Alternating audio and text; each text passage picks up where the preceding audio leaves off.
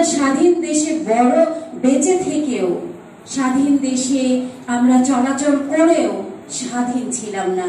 আমাদের সব সময় আতঙ্কে রেখেছে একটা নাম। আমাদের ঘর থেকে বেরোই যখন, তখন আমরা বলতে পারি প্রত্যেক শিক্ষকের মনে একটা আতঙ্ক যে আজ কলেজে আবার নতুন কিছু হবে না তো। এতটা ত্রাসে রেখেছে আমাদেরকে।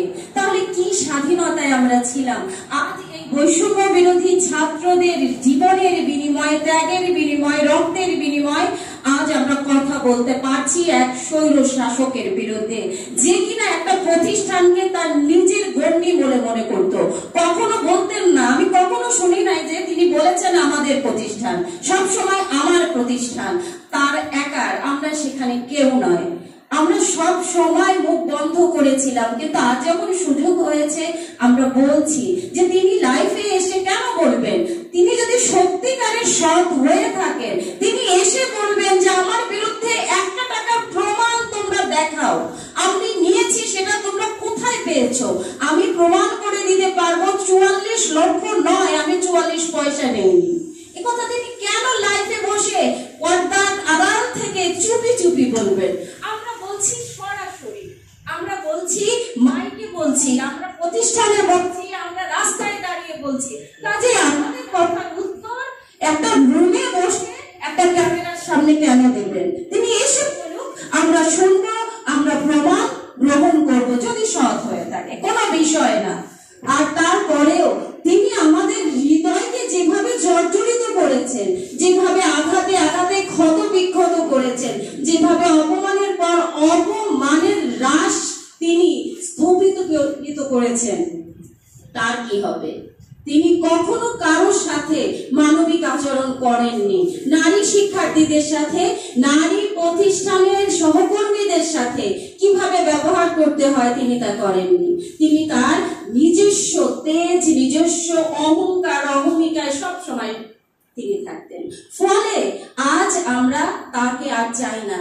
আমরা এই কথা কখনো সবসময় মনে মনে বললেও যে হে আল্লাহ তুমি এর বিচার করো, সত্যি কথা সব সময় মনে বলেছি, কিন্তু আজ আমরা পরিষ্কার ভাবে সৃষ্টিকর্তার কাছেও চাই এবং দেশের শাসন ব্যবস্থার কাছেও চাই, ছাত্র জনতার কাছেও চাই, তারা যেন এর ন্যায্য বিচার করেন। দুর্নীতিবাজ, নিয়োগ বাণিজ্য এক ব্যক্তি যিনি কিনা সব সময় নিজেকে স্বৈরতান্ত্রিক মনোভাব সম্পন্ন ব্যক্তি, যে কিনা সব সময় নিজেকে সবকিছুর ওপরে মনে করতেন, আমরা তাকে চাই না।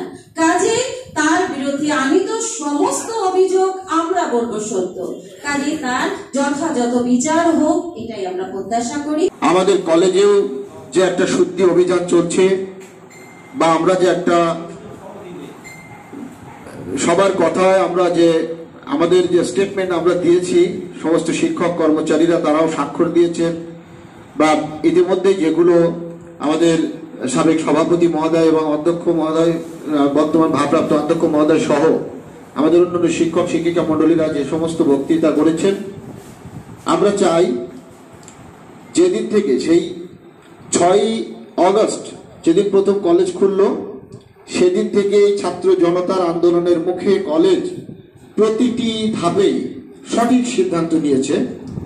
তাদের দাবির প্রেক্ষিতে সাথে সাথেই সাবেক সভাপতি মহোদয়, বর্তমানে আমাদের যিনি এখানে উপস্থিত আছেন, তিনি সকল ম্যানেজিং কমিটির সকল সদস্যকে বিষয়টি অবহিত করেছেন, সকল সদস্যদেরকে নিয়ে তিনি মিটিং করেছেন, সাথে সাথে ভারপ্রাপ্ত অধ্যক্ষ হিসেবে সাবুর আলী স্যারকে দায়িত্ব দিয়েছেন এবং সাবুর আলী স্যারের পরবর্তীতে ম্যানেজিং কমিটি ভারপ্রাপ্ত অধ্যক্ষ হিসেবে জনাব আব্দুল্লাহ স্যারকে দায়িত্ব দিয়েছেন। এবং সাময়িক বরখাস্ত করার যে প্রক্রিয়াগুলো, সেই প্রক্রিয়াগুলো ম্যানেজিং কমিটি এবং অধ্যক্ষ মহোদয় এবং সমস্ত শিক্ষক কর্মচারীবৃন্দ যথাযথভাবে যথাযথ প্রক্রিয়ায়, আইনি প্রক্রিয়ার মাধ্যমে করার চেষ্টা করছেন। প্রথম চিঠি গিয়েছে, সম্ভবত দ্বিতীয় চিঠি পাঠানো হবে। নিয়ম হচ্ছে একটা চিঠি, একজনকে সাময়িক বরখাস্ত করতে গেলে তাকে একটা চিঠি দিতে হয়। সেই চিঠিটি দেওয়ার শোকজ, কারণ দর্শানো নোটিশ, সে কেন কলেজে অনুপস্থিত বা তার বিরুদ্ধে যে সমস্ত অভিযোগগুলো এসেছে সেগুলো সম্পর্কে তাকে অবহিত করণ এবং জবাব চাওয়া। সেই জবাব চাওয়ার যে উত্তর, যে ধারাবাহিক প্রক্রিয়াগুলো আছে সেগুলো যথাযথভাবে চলছে। এবং ছাত্র বৈষম্য বিরোধী ছাত্ররা প্রতিনিয়ত কলেজে ছাত্রছাত্রীদেরকে নিয়ে তারা এই আন্দোলন অব্যাহত রেখেছে।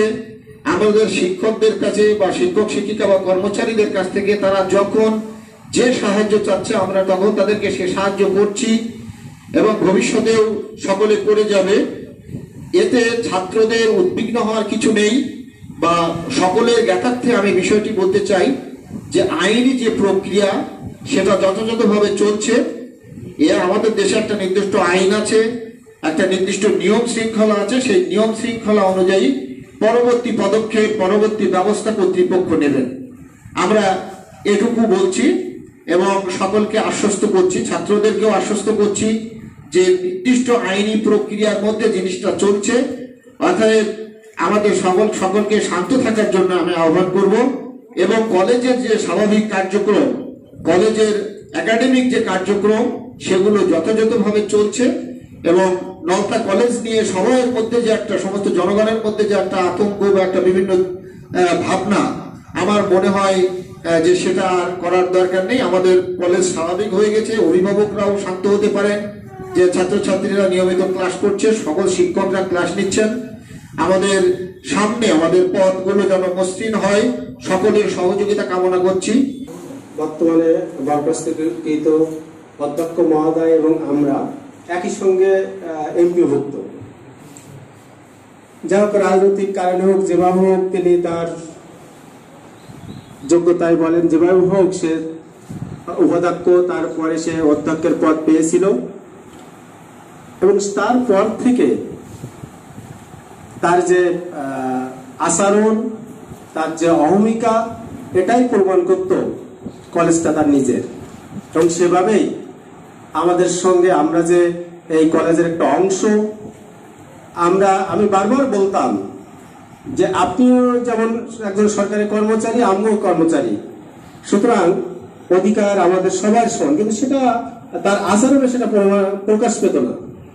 সে যেটা ভাবতো, যেটা আমার প্রতিষ্ঠান, আমার কর্মচারী, সরকারের নয়, এভাবে আমাদের উপরে তার যে আচরণ যেভাবে আমাদের উপরে ব্যক্ত করত, আমরা পারতাম না। তার কারণ একটা রাজনৈতিক ছত্রছায়ায় সে থাকতো, আমরা প্রতিবাদ করার সাহস আমাদের ছিল না, পারতামও না।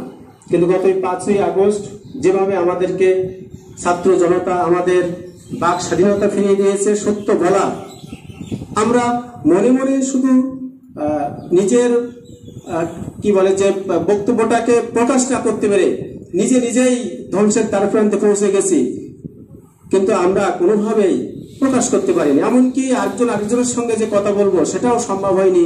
সিসি ক্যামেরা, একজনের পিছনে তার লোক লাগাই রাখা, যে কে কি বলছে। সকালে উঠে মনে করতাম প্রতিষ্ঠানে গেলে আজকে কি হয়, এই ধরনের একটা ত্রাস আমাদের কাজ করত। আবার যখন ফিরে আসতাম রাতটুকু দিয়ে, আবার সকালে ওইভাবে ওরকম হতো। একটা সময় ছিল যখন আমরা প্রতিষ্ঠানে আসতাম, বাড়ি যাওয়ার ইচ্ছা ছিল, প্রতিষ্ঠানে থাকতেই সবসময় ব্যস্ত থাকতাম। আর এখন যেটা মনে হতো একটা সময় যে কখন আমরা চলে যাব, আবার কালকে কি হয়।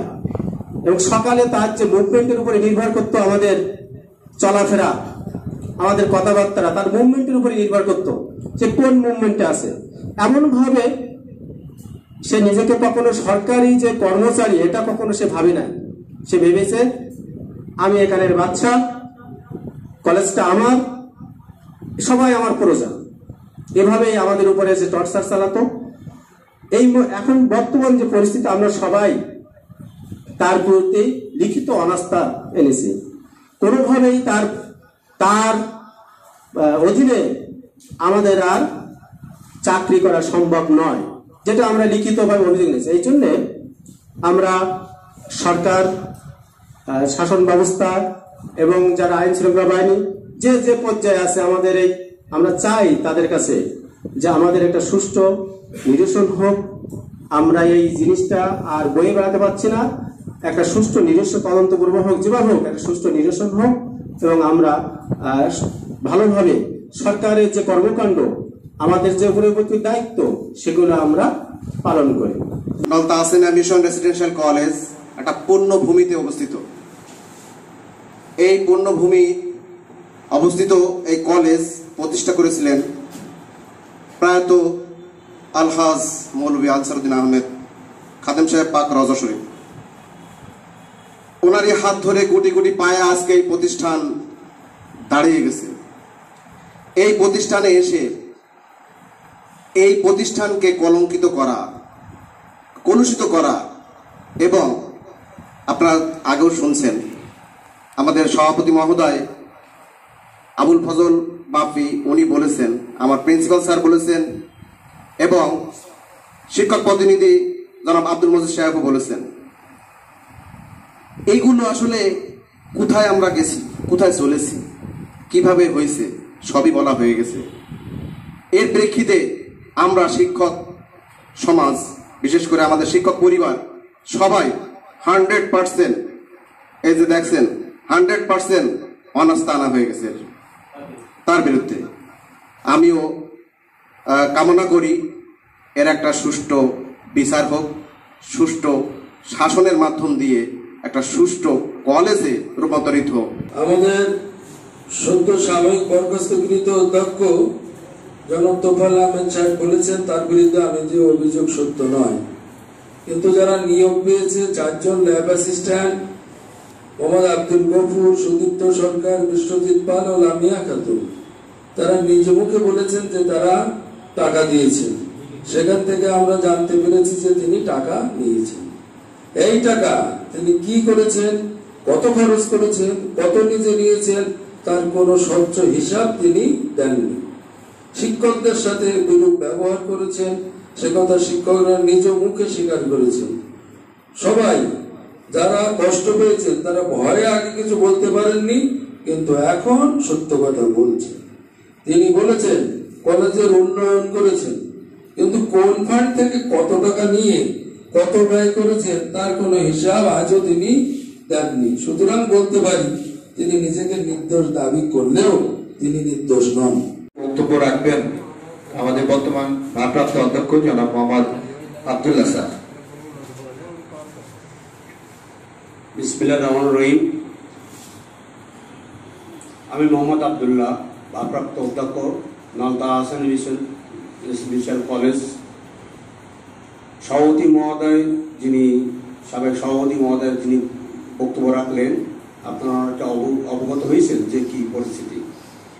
যাই হোক, 12/8/2024 তারিখে সাময়িক বরখাস্তকৃত অধ্যক্ষ জনাব তোফায়েল আহমেদকে সুস্পষ্ট অভিযোগের ভিত্তিতে পরিচালনা পর্ষদের জরুরি সভায় তাকে সাময়িক বরখাস্ত করে 13/8/2024 তারিখে তাকে প্রথমস্বকাশ দেয় এবং নিয়ম অনুযায়ী, জাতীয় বিশ্ববিদ্যালয়ের নিয়ম অনুযায়ী আমাকে ভারপ্রাপ্ত অধ্যক্ষের দায়িত্ব প্রদান করা হয়। আমি ভারপ্রাপ্ত অধ্যক্ষ হওয়ার পরে যেটা দেখলাম যে একের পর এক লিখিত অভিযোগ আমাকে দিয়েছে, যে অভিযোগগুলো আমার এখানে সামনে আছে। 4 জন ল্যাব সহকারী যে 11 লক্ষ টাকা করে তিনি নিয়েছেন, এই 4 জন ল্যাব সহকারীর সহস্তে লিখিত আমার কাছে আছে। যে যে অভিযোগ দিচ্ছে আমি বললাম লিখিত ছাড়া আমি গ্রহণ করব না, এবং আমি অফিস সহকারী প্রধান বাবু দীপক কুমার পালের কাছে জিজ্ঞাসা করে যে টাকাটা আমাদের কোনো অ্যাকাউন্টে জমা হয়েছে কিনা বা তার কাছে আছে কিনা, তিনি বলেন এটা অধ্যক্ষ মহোদয় নিজে নিয়েছে। এই গেল 44 লক্ষ টাকা। পরবর্তীতে আমাদের এখানে জানেন পুরাতন বিল্ডিং এ 4টা রুম ভাড়া বাবদ 16, 17, 18, 19 এই 4 বছরে 40,000 টাকা নিয়েছেন আমাদের নলতায় একজন হোমিওপ্যাথি ডাক্তার, যার নাম হচ্ছে জাফর সিদ্দিক, একজন মুক্তিযোদ্ধা। যেন আবুল হোসেন ভাই আমাকে যখন বললেন স্যার এই টাকাটা উনি নিয়েছেন হয়তো বা, তখন আমি আমার অফিস সহকারে যিনি অ্যাকাউন্টিং মেনটেন করেন তাকে জিজ্ঞেস করলাম, বললেন স্যার এটা ব্যাংকেও জমা হয়নি বা তার কাছেও পড়েনি। এই 40,000 টাকা সহস্তে আবু জাফর সিদ্দিক আমার কাছে লিখে দিয়ে গেছে। তারপরে আমাদের লাইব্রেরিয়ান জনাব শাহজামাল, প্রভাষক শাহজামাল, তার নিয়োগের সময় তিনি কলেজের উন্নয়ন ফান্ডে উন্নয়নের জন্য 5 লক্ষ টাকা দিয়েছিলেন। প্রথমে 2 লক্ষ টাকা, পরে 3 লক্ষ টাকা। শাহজামাল স্যার যখন বললেন, তার মন খারাপ লাগছে যে আমি টাকাটা কলেজ উন্নয়ন ফান্ডে দিলাম, কিন্তু পেয়েছি কিনা। আমি সাথে সাথে আমার অফিস সহকারী দীপক কুমার পালের শরণাপন্ন হলাম। তিনি 2 লক্ষ টাকা সেখানে জমা আছে, কিন্তু 3 লক্ষ টাকা তিনি ব্যাংকে বা কোথাও রাখেননি। তোফায়েল আহমেদ নিজেই নিয়েছেন এটা, শাহজাহান স্যারের নিজে হস্তে লেখা এটা। এর পরবর্তীতে আমি যখন চলছে একের পর এক লিখিত অভিযোগ, তখন আমাদের ইসলামী ইতিহাসের 3য় শিক্ষক জনাব কওসার আলী তিনি সহস্তে লিখে দিয়েছেন এবং চেকের মাধ্যমে তোফায়েল স্যারকে দিয়েছেন। সাথে সাথে আমি, কারণ যে লিখিত দিচ্ছে, সাথে সাথে আমি অফিসের সঙ্গে যোগাযোগ করছি। বাবু দীপক কুমার পাল যেহেতু আমাদের এই হিসাব মেনটেন করেন, তার কাছে জিজ্ঞেস করলাম যে এই 50,000 টাকা যে উন্নয়ন ফান্ডে দিয়েছে, এটা তিনি পেয়েছেন কিনা বা ব্যাংকে জমা। তিনি বললেন যে পায়নি। এই জন্য কওসার স্যার কোনো কারণ যে তাকে বাইশ করেছে এমন কিছু না, তিনি সহজে 50,000 টাকার একটা লিখিত স্বীকারোক্তিপত্র আমাকে দেন।